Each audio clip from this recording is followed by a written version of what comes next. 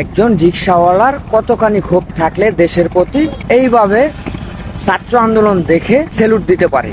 আপনারা ইতিমধ্যে এই পিকচারটা দেখেছেন, আমি জানি যে সোশ্যাল মিডিয়ায় ইতিমধ্যেই ভাইরাল এই পিকচারটা। ওনাকে যখন সাংবাদিকরা প্রশ্ন করা হয় যে আপনি এই ছাত্র আন্দোলন দেখে রিকশার ভিতরে দাঁড়িয়ে আপনি স্যালুট দিতেছেন, এটার কারণটা কি? তো এইখানে ওই রিকশাওয়ালা প্রশ্নের জবাব দিলেন যে আমি কখনো যুদ্ধ দেখিনি, আমি এই প্রথম যোদ্ধাদের দেখলাম, তাই আমার ইচ্ছে হলো যে আমি ওনাদেরকে স্যালুট দিব, তাই আর কি স্যালুট দিলাম।